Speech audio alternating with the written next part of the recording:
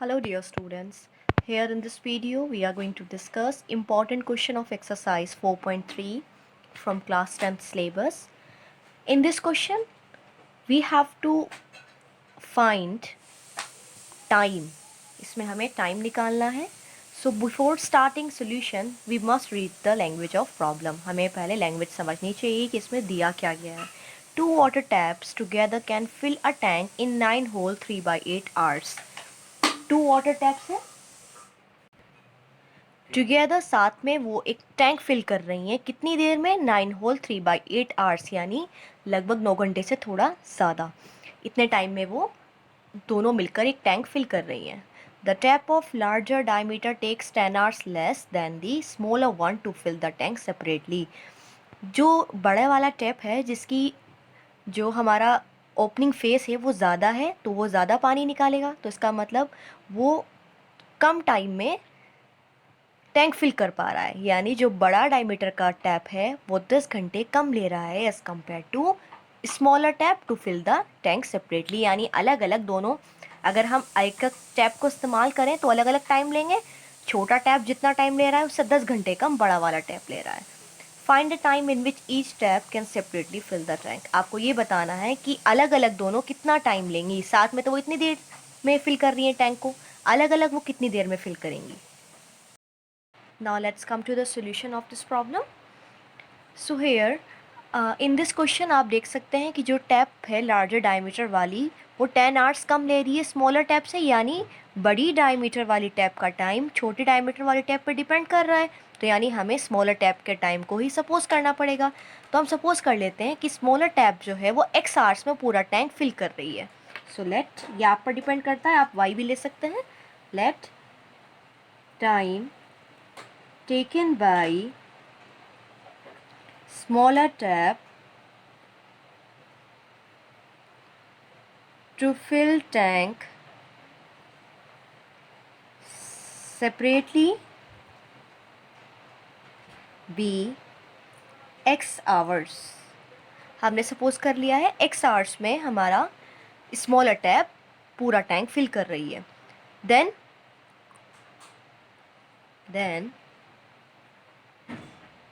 time taken by larger tap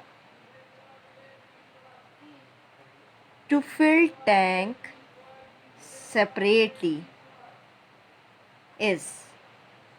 अगर x hours लग रहे हैं स्मॉलर टैप को तो लार्जर को 10 घंटे कम लग रहे हैं. यानी x में से 10 और लेस हो जाएगा. यानी अब लग रहे हैं x माइनस 10 आवर्स. चलिए तो हमने जनरल एक आइडिया ले लिया है इन फॉर्म ऑफ एक्स कि दोनों को टाइम कितना लग रहा है. अब देखिए दोनों साथ में मिलकर इतनी देर में टैंक फिल कर रही हैं. तो यानी अगर हम निकालना चाहें तो 1 आवर का निकाल सकते हैं. Now portion of tank filled by smaller tap in 1 hour is equal to. 1 घंटे में स्मॉलर टैप कितना पोर्शन फिल करेगी. अब देखिए इसको कैसे समझा जाएगा कि कैसे ये फिल कर रही है. देखिए इसको समझने के लिए हम एग्जांपल लेते हैं. आपके पास एक वर्क है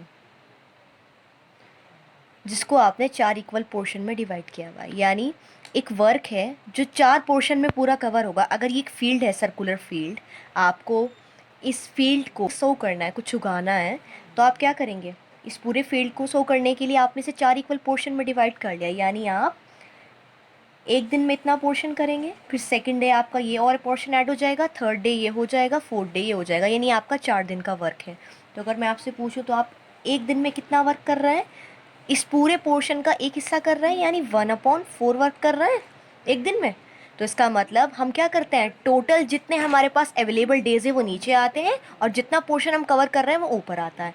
अब यहाँ ध्यान से देखिए, इस क्वेश्चन में भी ऐसे ही है.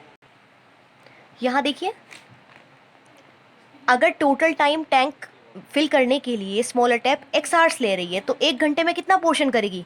जितना पोर्शन वो कर रही है वो ऊपर, 1 आवर की अगर बात हो रही है और टोटल आएगा नीचे, यानी 1 पोर्शन वो कर रही है आउट ऑफ x आवर्स। तो ये हो गया हमारा 1 घंटे का जो फिलिंग है by smaller tap. Similarly portion of tank filled by larger tap in 1 hour. Larger tap total time ले रही है इतना, तो 1 घंटे में कितना फिल करेगी? 1 upon total time, 1 upon x minus 10 hours. ये हमने निकाला है 1 घंटे का वर्क। अब हमें दे रखा है हम लोगों ने कितनी देर के लिए खोलना है? 9 होल 3/8 आवर के लिए दोनों को साथ में खोलना है टैप को, तो आपका टैंक हो जाएगा फिल। तो उसकी इक्वेशन कैसे बनेगी अकॉर्डिंग टू क्वेश्चन? 1 आवर में जो हमारी स्मॉलर टैप थी वो कितना पोर्शन फिल कर रही थी? 1/x फिल कर रही थी, प्लस हमने साथ में बड़ी वाली टैप को भी ओपन कर दिया है, तो वो फिल करेगी 1 आवर में 1 अपॉन x माइनस 10। और हमने दोनों को साथ में खोलकर कितने देर के लिए ओपन रखा है, कितनी देर के लिए वो फिल करेगा? अगर हम क्वेश्चन को देखें प्रीवियस पेज पर, तो दोनों मिलकर 9 होल 3/8 आवर्स में फिल कर रही हैं, यानी हमें दोनों टैप को मिलाकर कितनी देर के लिए खोलना है? 9 होल 3/8 आवर्स के लिए खोलना है। अगर हमने उनकी वर्किंग को इतनी देर से मल्टीप्लाई कर दिया तो हमारा टोटल काम हो जाएगा, यानी हमारा पोर्शन हो जाएगा कंप्लीट 1 के इक्वल। कैसे? जैसे हमने पीछे भी एग्जाम्पल में देखा था, हमने 4 इक्वल पार्ट्स में से डिवाइड किया था। ये तो यहाँ अनइक्वल लग रहा है बिकॉज ड्राइंग अच्छी नहीं है, but you can identify it. आप इसे थोड़ा समझ सकते हैं, इमेजिन कर सकते हैं कि चारों पार्ट्स आपस में इक्वल हैं। तो अगर हमने 1 पोर्शन किया तो यानी हमने टोटल का 1 कवर किया है, सिर्फ 1/4 किया है। लेकिन अगर हमने चारों पोर्शन कवर कर दिए तो यानी 4 हो जाएगा, 4 से मल्टीप्लाई, दैट मीन्स 1। इसका मतलब फ्रैक्शन में 100% को हम 1 लिखते हैं। जैसे हम कहते हैं ना परसेंटेज में 100% काम हो गया है, तो फ्रैक्शन में वो 100% 1 के इक्वल होता है। तो जब हमने इतनी देर के लिए टैप को खोल दिया है तो हमारा टैंक फिल हो जाएगा, यानी हमारा टैंक की क्वांटिटी हो जाएगी 100%। तो चलिए अब हम कर लेते हैं इसे डिवाइड। तो पहले से ओपन कर लेते हैं। 75/8 1 upon x minus 10 equals to 1। Now it will go in multiplication in this in division, ये फ्रैक्शन जाएगा right side. So 1 upon x minus 10 is equals to 8/75. Now you will take LCM, cross multiply, equals to 8/75. So I have 2x minus 10 into 75 is equals to 8x square minus 80x. So on multiplying, 150x minus 750, 8x square minus 80x. So bringing them together, अगर हम उन्हें साथ रखते हैं तो हमारा हो जाएगा 80x minus 150x plus 750 equals to 0. Now it will give me, here I am doing 8x square minus, after adding 150 and 80 you will get 230x plus 750 equals to 0. अब we can take 2 common, इसमें से हम 2 common ले लेते हैं. So inside I will get 4x square minus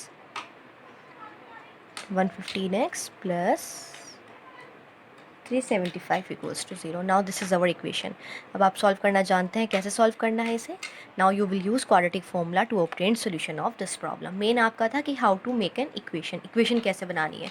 तो बस आप इसकी एक ट्रिक याद रखेंगे, जब भी ऐसा कोई क्वेश्चन आता है तो उसमें यह करना है, हमें 1 आवर के हिसाब से उनका वर्क निकालना है. 1 अपॉन टोटल टाइम करेंगे हम लोग, 1 upon x plus 1 upon x minus 10 into जितने आवर्स के लिए हमने उन्हें यूज़ किया है इज इक्वल टू क्वांटिटी 1.